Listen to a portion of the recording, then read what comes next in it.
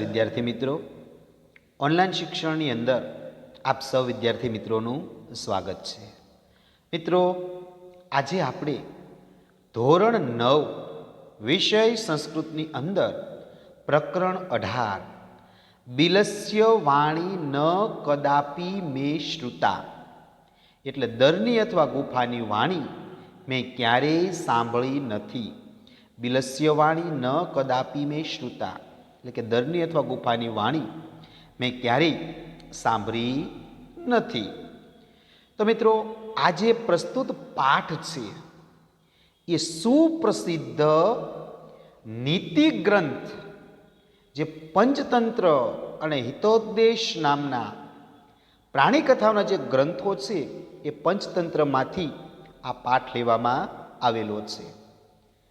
પંચતંત્ર અને હિતોપદેશ એ સૌથી પ્રાચીન ગ્રંથો છે. વિષ્ણુ શર્મા નામના પંડિતે અમર શક્તિ નામના રાજાના 3 ઉદ્ધત અને અજ્ઞાની મૂર્ખ રાજકુમારોને પંચતંત્રની આ કથાઓ સંભળાવી અને 6 મહિનાની અંદર નીતિ નિપુણ બનાવ્યા હતા.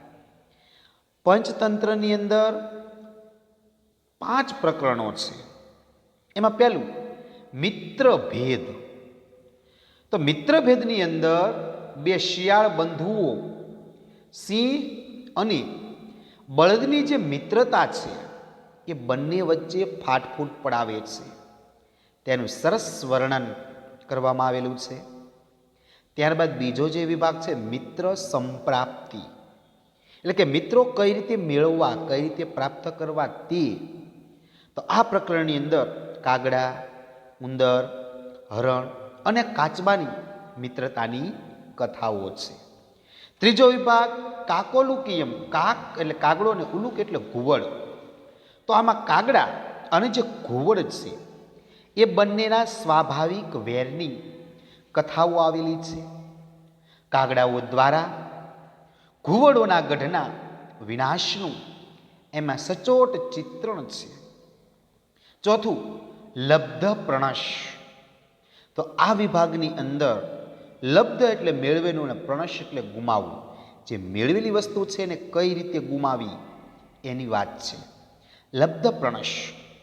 તો એની અંદર મગર અને વાંદરાની વાર્તાઓ મુખ્ય છે કે માણસે જે મેળવેલું છે, જે લબ્ધ, પણ તે અતિશય લોભથી પ્રણશ એટલે કે નાશ પામે છે એમ અહીં દર્શાવવામાં આવ્યું છે.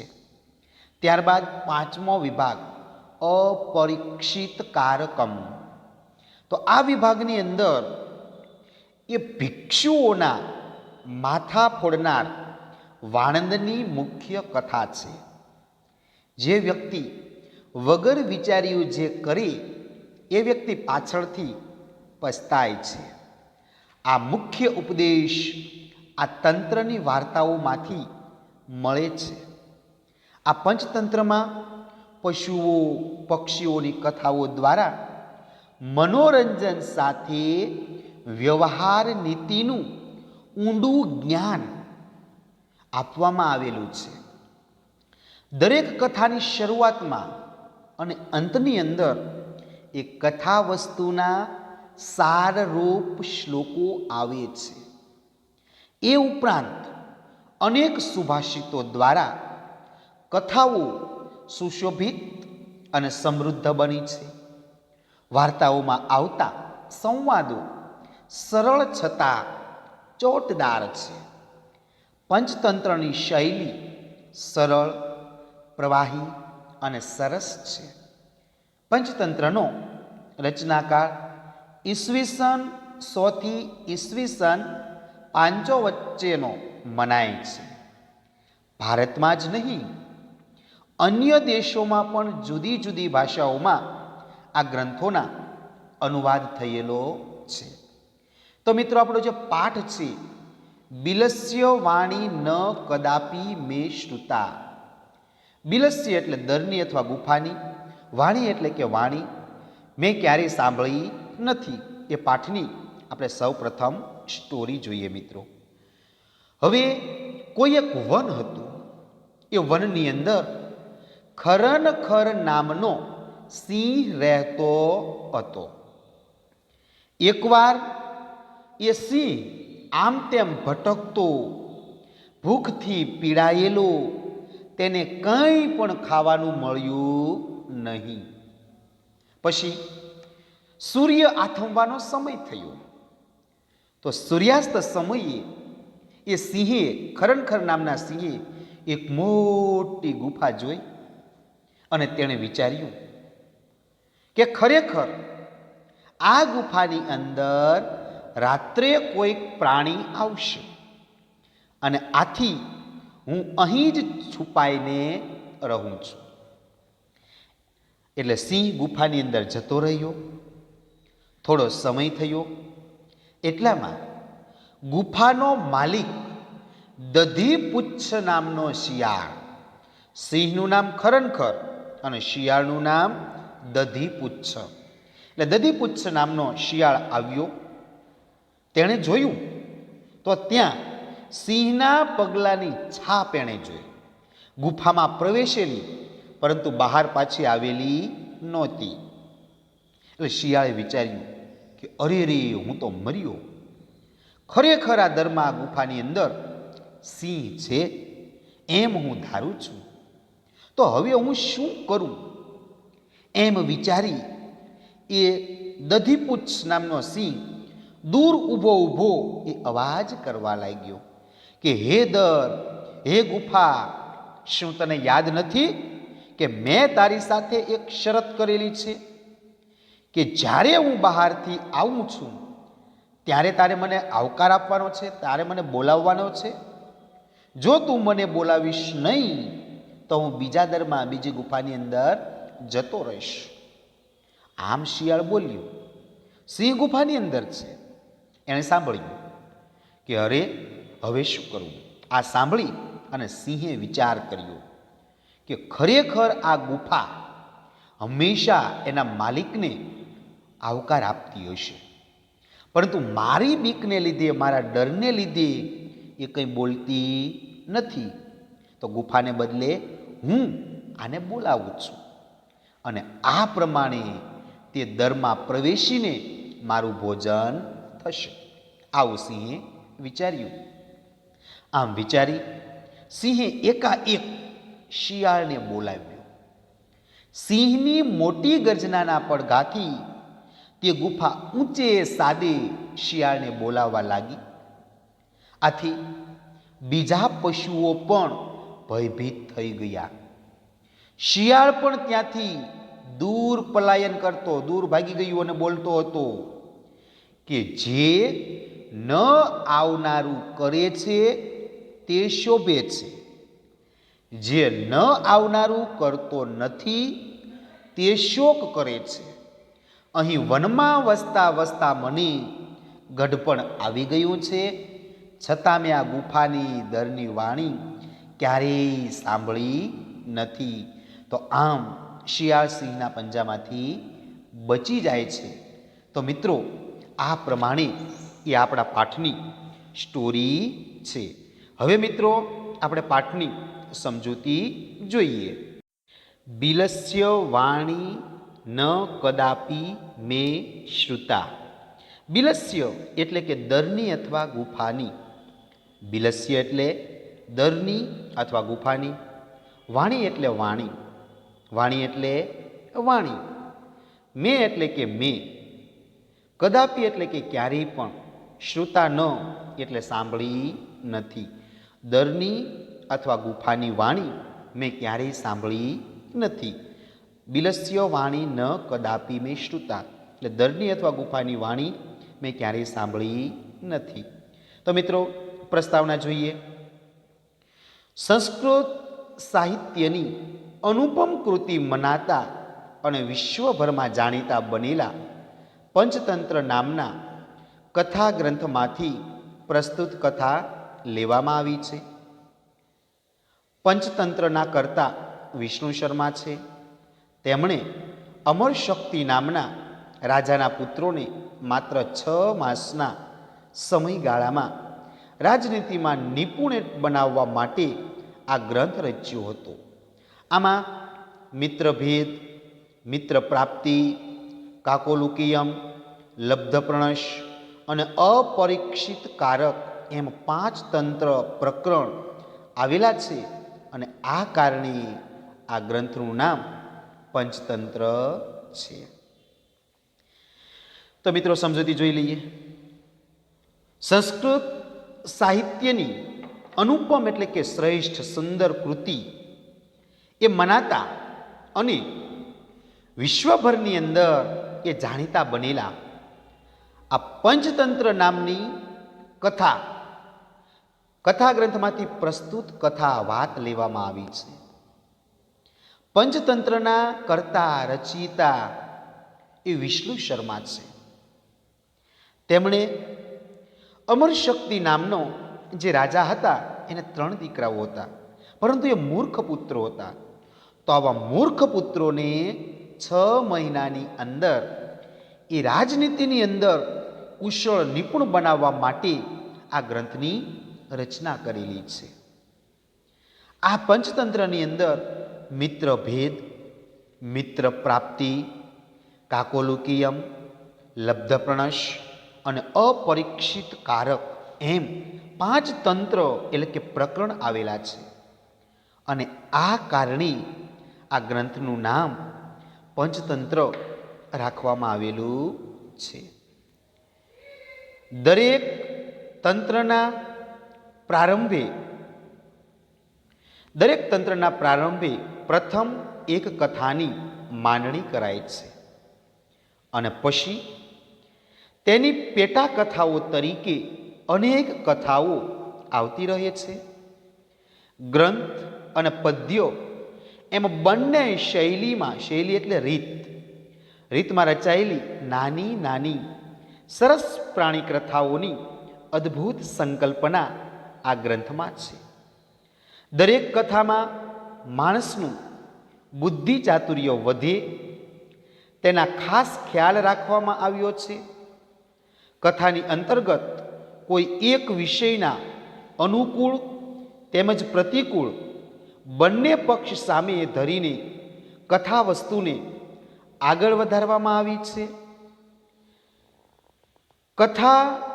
કથાકથનની આ વિશિષ્ટ શૈલીને કારણે મનોરંજનની સાથે સાથે જીવનમાં ઉપયોગી એવો અમૂલ્ય ઉપદેશ પણ વાચકને પ્રાપ્ત થતો રહે છે.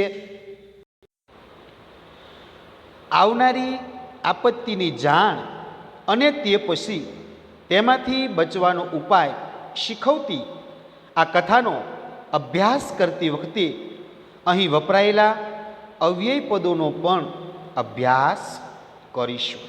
તો મિત્રો સમજી લઈએ કે ભાઈ પંચતંત્ર છે એના 5 વિભાગો છે, એના કારણે એનું પંચતંત્ર એવું નામ પડેલું છે.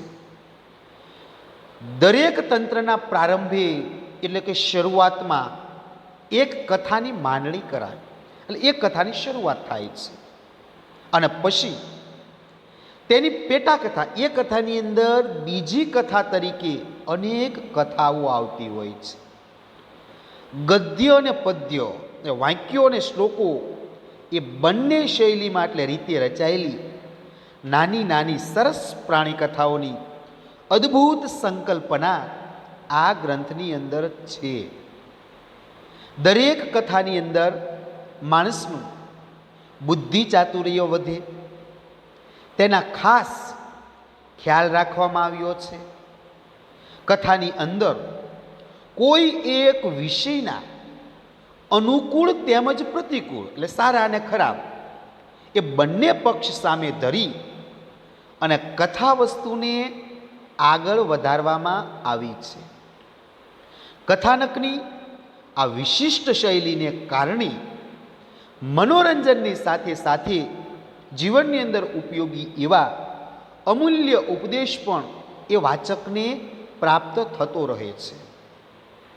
આવનારી આપત્તિની જાણ અને તેના પછી તેમાંથી બચવાનો ઉપાય શીખવતી આ કથાનો અભ્યાસ કરતી વખતે અહીં વપરાયેલા અવયવ પદોનો પણ આપણે અભ્યાસ કરવાનો છે. તો મિત્રો હવે આપણે એ પાઠની સમજૂતી જોઈએ. કસ્મિચિત એટલે કે કોઈ એક. કસ્મિચિત એટલે કે કોઈ એક. કસ્મિચિત એટલે કે કોઈ એક. કસ્મિચિત એટલે કે કોઈ એક. વને એટલે કે વનમાં. વને એટલે વનમાં. વને એટલે કે વનમાં. કોઈ એક વનમાં ખરનખર નામોહ એટલે ખરનખર નામનો. ખરનખર નામોહ એટલે ખરનખર નામનો. સિંહ એટલે સિંહ. સિંહ એટલે સિંહ.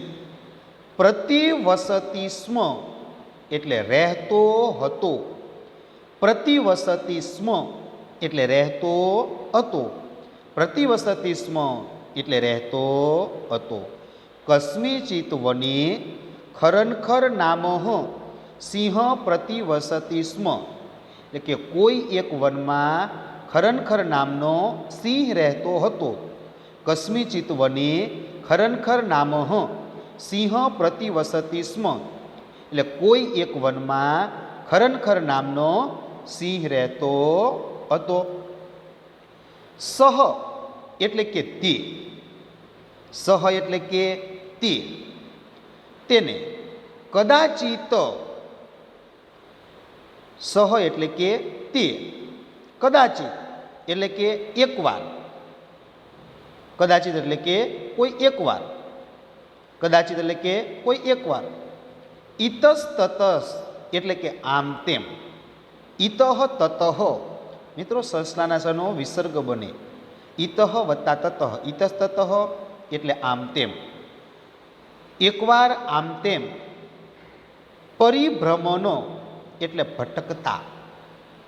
પરિભ્રમણો એટલે કે ભટકતા. સહ કદાચિત ઇતસ તતસ પરિભ્રમણ એટલે એકવાર આમ તેમ ભટકતા. સહ કદાચિત ઇતસ તતસ પરિભ્રમણ એકવાર આમ તેમ ભટકતા. ક્ષુધાર્ત એટલે ભૂખથી પીડાયેલા. ક્ષુધાર્ત એટલે ભૂખથી પીડાયેલા. સહ એટલે તેને. ભૂખથી પીડાયેલા તેને. કિંચિત અપી એટલે કે કંઈ પણ. કિંચિત અપી એટલે કંઈ પણ. કિંચિત અપી એટલે કે કંઈ પણ. કિંચિત અપી એટલે કે કંઈ પણ. આહારમ એટલે કે ખાવાનું. આહારમ એટલે કે ખાવાનું. આહારમ એટલે કે ખાવાનું. આહારમ એટલે ખાવાનું. અલભત ન. અલભત એટલે મળ્યું અને ન એટલે નહીં. અલભત એટલે મળ્યું અને ન એટલે નહીં. ખાવાનું મળ્યું નહીં. સહ કદાચિત ઇતઃ તતઃ પરિભ્રમણ ક્ષુધાર્ત ન કિંચિત અપી આહારમ અલભત એટલે એકવાર આમ તેમ ભટકતા ભૂખથી પીડાયેલા તેને કંઈ પણ ખાવાનું ન મળ્યું. સહ કદાચિત ઇતસ તતસ પરિભ્રમણ ક્ષુધાર્ત ન કિંચિત અપી આહારમ અલભત એટલે એકવાર તેણે આમ તેમ ભટકતા ભૂખથી પીડાયેલા તેને કંઈ પણ ખાવાનું મળ્યું નહીં. તતઃ એટલે પછી. તતઃ એટલે કે પછી. તતઃ એટલે પછી. સૂર્યાસ્ત સમયે એટલે કે સૂર્ય આથમવાની વેળાએ અથવા સમયે. સૂર્યાસ્ત સમયે એટલે સૂર્ય આથમવાની વેળાએ. સૂર્યાસ્ત સમય એટલે સૂર્ય આથમવાની વેળાએ. સૂર્યાસ્ત સમય એટલે સૂર્ય આથમવાની વેળાએ. એકામ એટલે કે એક. એકામ એટલે કે એક. એકામ એટલે કે એક. મહતિમ એટલે મોટી. મહતિમ એટલે કે મોટી. મહતિમ એટલે મોટી. ગુફામ એટલે કે ગુફા. ગુફામ એટલે કે ગુફા. દ્રષ્ટવા એટલે જોઈને, દ્રષ્ટવા એટલે જોઈને, દ્રષ્ટવા એટલે કે જોઈને, સહ એટલે તેણે, સહ એટલે તેણે, સહ એટલે તેણે, અચિંતયત એટલે કે વિચાર્યું, અચિંતયત એટલે કે વિચાર્યું, તતઃ સૂર્યાસ્ત સમયે એકામ મહતી ગુફામ દ્રષ્ટવા સહ અચિંતયત. એટલે પછી તેણે સૂર્ય આથમવાની વેળાએ એક મોટી ગુફા જોઈને તેણે વિચાર્યું. પછી સૂર્ય આથમવાની વેળાએ એક મોટી ગુફા જોઈને તેણે વિચાર્યું. પછી સૂર્ય આથમવાની વેળાએ એક મોટી ગુફા જોઈને તેણે વિચાર્યું. નૂનમ એટલે કે ખરેખર, નૂનમ એટલે ખરેખર, નૂનમ એટલે ખરેખર. એતસ્યામ એટલે કે આ, એતસ્યામ એટલે કે આ.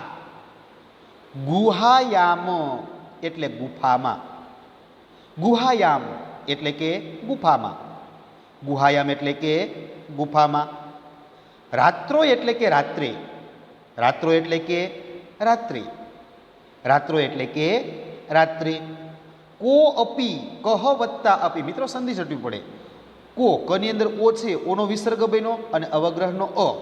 કહ વત્તા અપી એટલે કે કોઈક, કહ એટલે કોઈ અને અપી એટલે પણ, કોઈ પણ.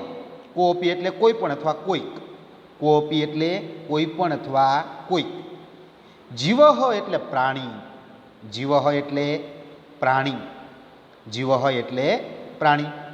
આગચ્છતી એટલે આવશે, આગચ્છતી એટલે આવશે. નૂનમ એતસ્યામ ગુહાયામ રાત્રો કો અપી જીવહ આગચ્છતી. એટલે ખરેખર આ ગુફામાં રાત્રે કોઈક પ્રાણી આવશે, ખરેખર આ ગુફામાં રાત્રે કોઈક પ્રાણી આવશે. નૂનમ એતસ્યામ ગુહાયામ રાત્રો કો અપી જીવહ આગચ્છતિ. એટલે ખરેખર આ ગુફામાં રાત્રે કોઈ પ્રાણી આવશે. અતઃ એટલે આથી, અતઃ એટલે કે આથી, અતઃ એટલે આથી. અત્રેવ એટલે અહીં જ, અત્ર વત્તા એવ સંધિ તૂટી પડી. અત્ર એટલે અહીં, એવ એટલે જ, અત્રેવ એટલે અહીં જ, અત્રેવ એટલે અહીં જ, આથી અહીં જ. નિગૂઢો, નિગૂઢો એટલે છુપાઈને, નિગૂઢો એટલે છુપાઈને, અહીં જ છુપાઈને. નિગૂઢો ભૂતવા એટલે અહીં છુપાઈને, તિષ્ઠામી એટલે રહું છું. અતઃ અત્રેવ નિગૂઢો ભૂતવા તિષ્ઠામી, આથી હું અહીં જ છુપાઈને રહું છું. અતઃ અત્રેવ નિગૂઢો ભૂતવા તિષ્ઠામી, આથી હું અહીં જ છુપાઈને રહું છું. અતઃ અત્રેવ નિગૂઢો ભૂતવા તિષ્ઠામી, આથી હું અહીં જ છુપાઈને રહું છું. એતસ્મિન અંતરે એટલે કે એટલામાં, એતસ્મિન અંતરે એટલે એટલામાં, એતસ્મિન અંતરે એટલે કે એટલામાં. ગુહાયાહા એટલે કે ગુફાનો, ગુહાયાહા એટલે કે ગુફાનો, ગુહાયાહા એટલે કે ગુફાનો. સ્વામી એટલે માલિક, સ્વામી એટલે માલિક, સ્વામી એટલે માલિક. દધીપુચ્છ એટલે દધીપુચ્છ, દધીપુચ્છ નામ એટલે દધીપુચ્છ નામનો, દધીપુચ્છ નામ એટલે દધીપુચ્છ નામનો. શૃંગાલહ એટલે શિયાળ, શૃંગાલહ એટલે શિયાળ, શૃંગાલહ એટલે શિયાળ. સમાગચ્છત એટલે આવી પહોંચ્યો, સમાગચ્છત એટલે આવી પહોંચ્યો, સમાગચ્છત એટલે આવી પહોંચ્યો. એતસ્મિન અંતરે ગુહાયાહ સ્વામી દધીપુચ્છનામ શૃંગાલહ સમાગચ્છત. એટલામાં ગુફાનો માલિક દધીપુચ્છ નામનો શિયાળ આવી પહોંચ્યો. એતસ્મિન અંતરે ગુહાયાહ સ્વામી દધીપુચ્છ નામ શૃંગાલહ સમાગચ્છત. એટલામાં ગુફાનો માલિક દધીપુચ્છ નામનો શિયાળ આવી પહોંચ્યો. સ એટલે તેણે, સ એટલે તેણે, ચ એટલે અને તેણે, સ એટલે તેણે, ચ એટલે અને તેણે, યાવત એટલે જેવું, યાવત એટલે જેવું, અને તેણે જેવું, પશ્યતિ એટલે જોયું, પશ્યતિ એટલે જોયું, અને તેણે જેવું જોયું, તાવત એટલે કે ત્યાં, તાવત એટલે કે ત્યાં તો, અને તેણે જેવું જોયું ત્યાં તો, સચ યાવત પશ્યતિ તાવત, અને તેણે જેવું જોયું ત્યાં તો, સિંહ પદ પદ્ધતિ એટલે સિંહના પગલાની છાપ, સિંહ એટલે સિંહના, પદ એટલે પગલાની, પદ્ધતિ એટલે સાપ, સિંહ પદ પદ્ધતિ એટલે સિંહના પગલાની છાપ, સિંહ પદ પદ્ધતિ એટલે સિંહના પગલાની છાપ. ગુહાયામ એટલે ગુફામાં, ગુહાયામ એટલે ગુફામાં, ગુહાયામ એટલે કે ગુફામાં. પ્રવિષ્ટા એટલે પ્રવેશેલી, પ્રવિષ્ટામ એટલે કે પ્રવેશેલી, પ્રવિષ્ટામ એટલે કે પ્રવેશેલી.